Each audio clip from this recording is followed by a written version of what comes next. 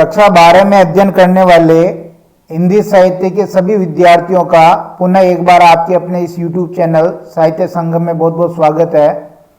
अभिव्यक्ति और माध्यम जो आपकी पुस्तक लगा रखी है उसके हम मोस्ट इम्पोर्टेंट क्वेश्चन देखेंगे। ये सारे प्रश्न बोर्ड परीक्षा पैटर्न पर आधारित हैं, ब्लूप्रिंट पर आधारित है, मॉडल पेपर पर आधारित है और अभिव्यक्ति और माध्यम के तहत जनसंचार माध्यम और लेखन में चैप्टर संख्या 5 है विशेष लेखन स्वरूप और प्रकार। इसके हम प्रश्न उत्तर देखने वाले हैं। प्रश्न उत्तर देखें उससे पहले आपको ये पता हो जाना चाहिए कि अभिव्यक्ति और माध्यम में कौन कौन से पाठ हैं और कितने कितने अंक के हैं। यहां पर मैंने आपको समझाने की कोशिश की है। हिंदी साहित्य में अभिव्यक्ति और माध्यम से कुल 10 अंक के प्रश्न पूछे जाएंगे, जिसमें से बहुचयनात्मक 4 प्रश्न होंगे जो 4 अंक के होंगे, लघुत्तरात्मक प्रश्न 3 होंगे जो 6 अंक के होंगे। चैप्टर संख्या 4 है आपके पत्रकारीय लेखन के विभिन्न रूप और लेखन प्रक्रिया। 4 अंक के प्रश्न इसमें से पूछे जाएंगे। तो 2 प्रश्न आपके होंगे ऑब्जेक्टिव टाइप जो 2 अंक के होंगे, एक प्रश्न होगा आपके लघुत्तरात्मक जो 2 अंक का होगा। कुल 4 अंक का ये पाठ हो जाएगा। 5वां पाठ विशेष लेखन स्वरूप और प्रकार, ये 3 नंबर का पाठ है। एक प्रश्न का आपके ऑब्जेक्टिव टाइप प्रश्न पूछा जाएगा जो 1 अंक का होगा और एक प्रश्न आपके लघुत्तरात्मक पूछा जाएगा जो 2 अंक का होगा। ऐसे ही चैप्टर संख्या 6, 7, 8 कैसे बनती है कविता, नाटक लिखने का व्याकरण और कैसे लिखे कहानी, ये 3 अंक का तीनों चैप्टर है, जिसमें से एक प्रश्न आपके एमसीक्यू ऑब्जेक्टिव टाइप पूछा जाएगा 1 अंक का और एक प्रश्न आपके लघुत्तरात्मक पूछा जाएगा 2 अंक का। तो इस तरह से देखिए ये आपके 4 एमसीक्यू प्रश्न हो गए जो 4 अंक के और 3 लघुत्तरात्मक प्रश्न हो गए, प्रत्येक प्रश्न 2-2 नंबर का, कुल 6 अंक के। अब एक चीज यहां ध्यान रखने की, जो सारे लघुत्तरात्मक प्रश्न है ये आपके पूछे जाएंगे अवबोध वाले, अवबोध उद्देश्य के पूछे जाएंगे। हम ऐसे ही प्रश्न यहां देखने वाले हैं, इसलिए वीडियो आपके लिए बहुत ही काम का रहेगा। पहला प्रश्न है आर्थिक मामलों की पत्रकारिता सामान्य पत्रकारिता की तुलना में जटिल या कठिन क्यों है। इसका उत्तर हम लिखेंगे आर्थिक मामलों की पत्रकारिता सामान्य पत्रकारिता की तुलना में काफी जटिल इसलिए होती है क्योंकि आम लोगों को इसकी शब्दावलियों के बारे में या उनके मतलब के बारे में ठीक से पता नहीं होता। अर्थात जो इस आर्थिक मामलों की पत्रकारिता की जो शब्दावली है वो शब्दावली कैसी होती है, कठिन होती है। इस शब्दावली को आम लोगों के समझ में आने लायक बनाना जटिल काम है, जबकि सामान्य पत्रिका की जो शब्दावली होती है वो सरल होती है और आसानी से सबको समझ में आ जाती है।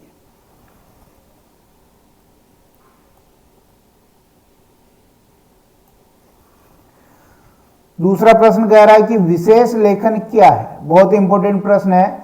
विशेष लेखन यानी तकनीकी रूप से जटिल किसी खास विषय पर सामान्य लेखन से हटकर के जो लेखन किया जाता है वो विशेष लेखन कहलाता है। अर्थात सामान्य विषय पर अगर हम कोई लेखन करेंगे तो ये कहलाएगा सामान्य लेखन, और इससे हटकर के हम किसी विशेष विषय पर अगर हम कोई लेखन करेंगे तो वो कहलाएगा विशेष लेखन।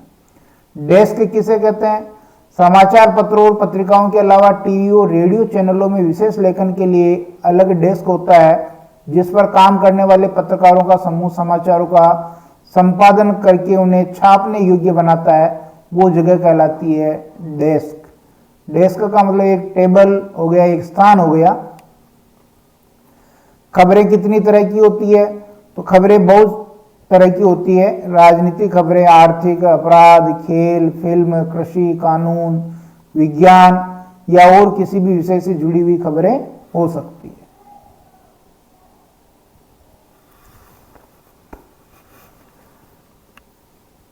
इसमें खबरों को हम 4 भागों में बांट सकते हैं, जैसे स्थानीय खबरें, दूसरे नंबर पे हो जाएगा आपके प्रादेशिक खबरें, तीसरे नंबर पे हो जाएगा आपके राष्ट्रीय खबरें, और 4 नंबर पे हो जाएगा अंतर्राष्ट्रीय खबरें। तो ये जगह के आधार के हिसाब से भी हम खबरों को बांट सकते हैं।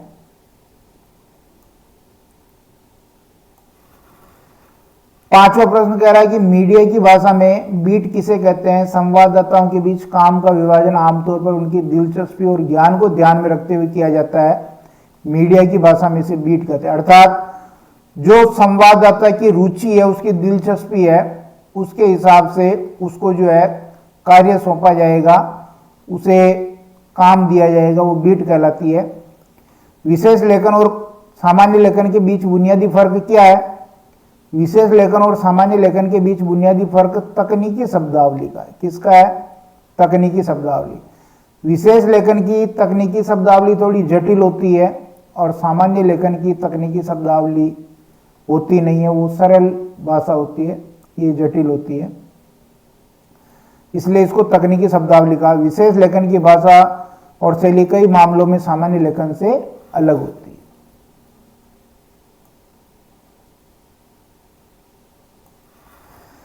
7वां प्रश्न देखिए, बीट रिपोर्टिंग और विशेषीकृत रिपोर्टिंग में क्या अंतर है?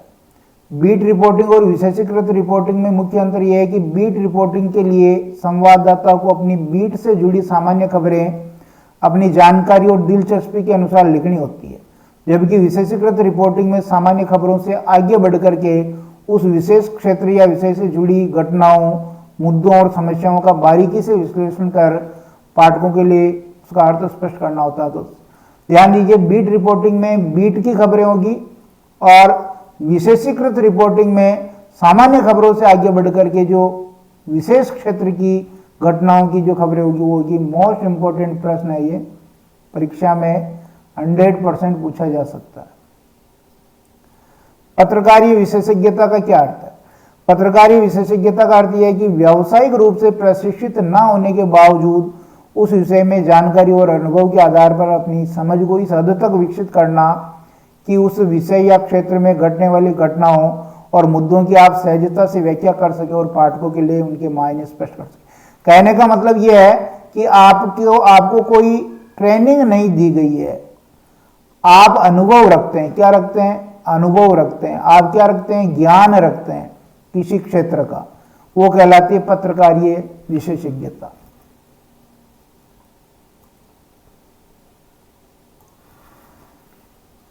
आप किसी भी विषय में विशेषज्ञता कैसे हासिल कर सकते हैं? तो आप जिस भी विषय में विशेषज्ञता हासिल करना चाहते हैं उसमें आपकी वास्तविक रुचि होनी चाहिए। सबसे पहले तो रुचि होनी चाहिए, फिर उच्चतर माध्यमिक यानी +2 तक आप और स्नातक स्तर पर भी आप उससे जुड़े विषय पढ़ें और उन विषयों से संबंधित पुस्तकें खूब पढ़नी चाहिए। एक समाचार पत्र या पत्रिका कब संपूर्ण लगती है? वो तभी संपूर्ण लगती है जब उसमें विभिन्न विषयों और क्षेत्रों के बारे में घटने वाली घटनाओं, समस्याओं और मुद्दों के बारे में नियमित रूप से जानकारी दी जाए। अर्थात हर क्षेत्र की खबरें हो। अखबार में क्या होना चाहिए? हर क्षेत्र की खबरें होनी चाहिए, तो अखबार संपूर्ण लगेगा। मान लो आप उसमें से खेल प्रश्न निकाल देते हैं तो वो अखबार अधूरा रहेगा, आर्थिक प्रश्न निकाल देते हैं तो वो अखबार अधूरा रहेगा।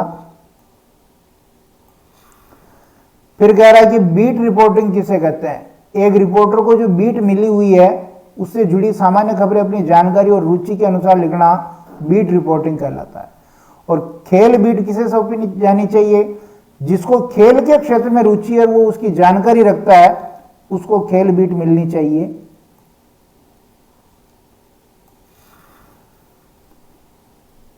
समाचार पत्रों में विविधता कैसे आती है और उनका कलेवर व्यापक कैसे होता है? तो जब समाचार पत्रों में विभिन्न विषयों और क्षेत्रों के बारे में घटने वाली घटनाओं, समस्याओं और मुद्दों के बारे में नियमित रूप से जानकारी दी जाए तब उनमें विविधता आती है और उनका कलेवर व्यापक होता है। समाचार पत्रों और पत्रिकाओं में विशेष लेखन के लिए कौन कौन से डेस्क होते हैं? तो बहुत सारे डेस्क होते हैं इसमें। आप देखिए, जैसे बिजनेस डेस्क यानी कारोबार और व्यापार का डेस्क, खेल डेस्क, विज्ञान प्रौद्योगिकी का डेस्क, फिल्म मनोरंजन का डेस्क, अपराध का डेस्क। अगर आपकी रुचि और जानकारी खेल के क्षेत्र में तो आपको कौन सी बीट मिलेगी? खेल बीट।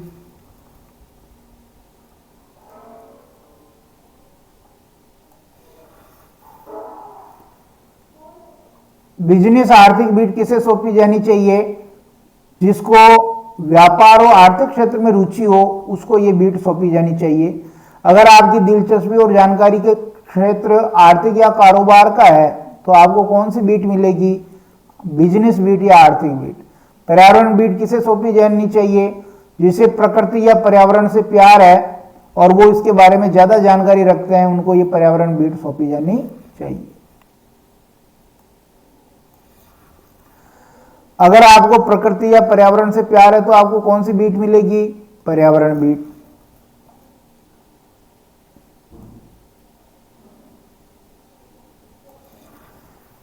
विशेष लेखन के तहत रिपोर्टिंग के अलावा और क्या क्या आता है? तो इसके अलावा आप देखिए उसमें फीचर आता है, टिप्पणी आती है, साक्षात्कार आता है, लेख आता है, समीक्षा, स्तंभ लेखन, ये सब आता है।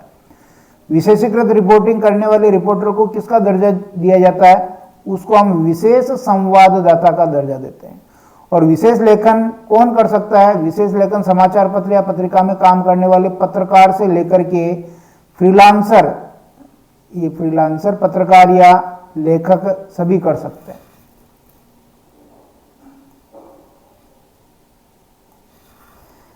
फिर कह रहा है कि सामान्य लेखन का कौन सा सर्वमान्य नियम विशेष लेखन पे भी लागू होता है?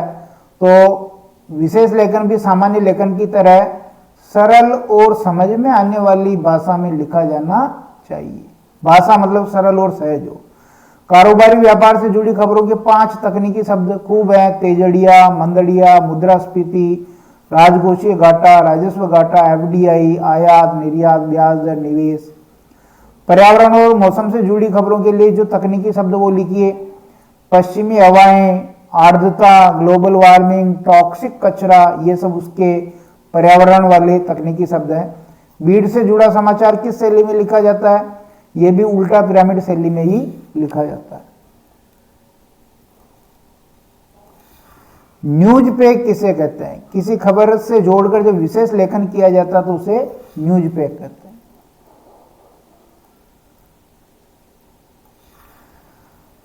28वां प्रश्न कह रहा है कि विशेष लेखन किस शैली में लिखा जाता है? तो विशेष लेखन की कोई निश्चित शैली नहीं होती, इसे उल्टा पिरामिड शैली, फीचर शैली या कथात्मक शैली में लिखा जा सकता है।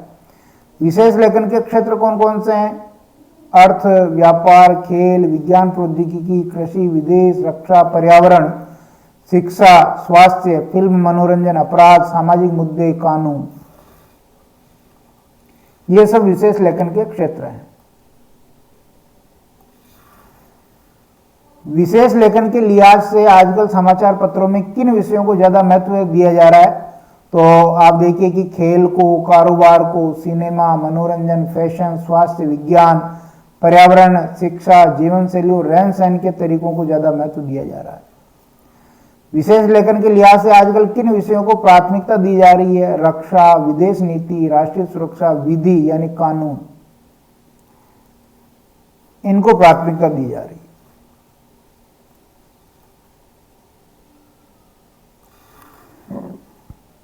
पत्रकारिता में jack of all trades but master of none से क्या मतलब है? इसका मतलब सभी विषयों के जानकार लेकिन किसी खास विषय में विशेषज्ञता नहीं, यानी कहने का मतलब थोड़ा थोड़ा सब आता है, थोड़ा थोड़ा सब आता है, पर कोई एक सब्जेक्ट में मास्टरी नहीं है। आजकल पत्रकारिता में किसकी मांग की जा रही है? Master of one. किसकी मांग की जा रही है? मास्टर ऑफ वन, यानी एक विषय में विशेषज्ञ जो आदमी है उसकी मांग की जा रही है। एक पत्रकार की विशेषज्ञता किस पर निर्भर करती है? उसके जो सूत्र होते हैं और जो स्रोत होते हैं जहां से वो खबर इकट्ठा करता है उस पर उसकी विशेषज्ञता निर्भर करती है। समाचार में कौन से प्रश्न न हो तो वह संपूर्ण समाचार पत्र नहीं माना जाएगा। अगर उसमें आर्थिक प्रश्न नहीं हो, अगर उसमें खेल प्रश्न नहीं हो तो वो आधा अधूरा समाचार पत्र माना जाएगा। समाचार की किन खबरों में पाठकों की रुचि रहती है? कारोबार की खबर, व्यापार की, अर्थ जगत की, इन खबरों में पाठकों की रुचि रहती है क्योंकि ये उनके दैनिक जीवन से जुड़े हुए क्षेत्र हैं। पिछले कुछ वर्षों से किस पत्रकारिता का महत्व काफी बढ़ा है? आर्थिक पत्रकारिता का महत्व काफी बढ़ा है क्योंकि हर व्यक्ति का संबंध धन से है, वित्त से है, अर्थ से है।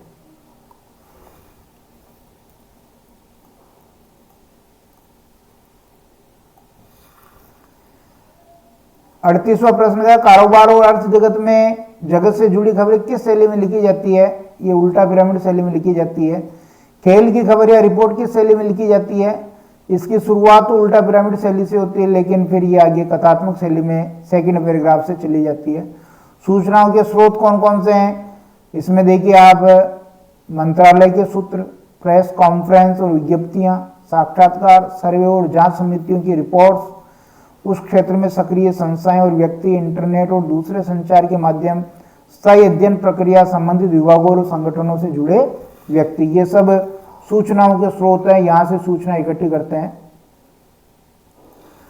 ये कह रहा है कि संवाददाताओं की रुचि और ज्ञान को ध्यान में रख करके जो काम बांटा जाता है उसे क्या कहते हैं? बीट कहते हैं। वेरी वेरी मोस्ट है ये।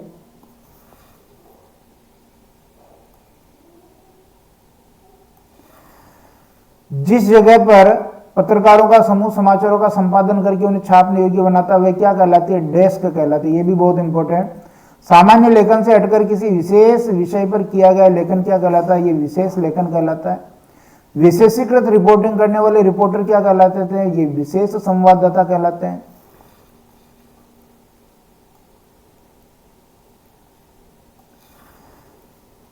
एक रिपोर्टर का उसके बीट से जुड़ी सामान्य खबरों को अपनी जानकारी और रुचि के अनुसार लिखना क्या कहलाता है? ये बीट रिपोर्टिंग कहलाता है। एक रिपोर्टर का सामान्य खबरों से आगे बढ़कर उस विशेष क्षेत्र से जुड़ी घटनाओं, मुद्दों और समस्याओं का बारीकी से विश्लेषण कर पाठकों के लिए उसका अर्थ स्पष्ट करना क्या कहलाता है? ये विशेषीकृत रिपोर्टिंग कहलाता है। ठीक है, ये इस प्रकार हमने चैप्टर संख्या 5 के प्रश्न उत्तर देखे। इसकी पीडीएफ आप जो ऐप है अपना, उस ऐप से, प्ले स्टोर से ऐप डाउनलोड करके उससे आप इसकी पीडीएफ प्राप्त कर सकते हैं। धन्यवाद।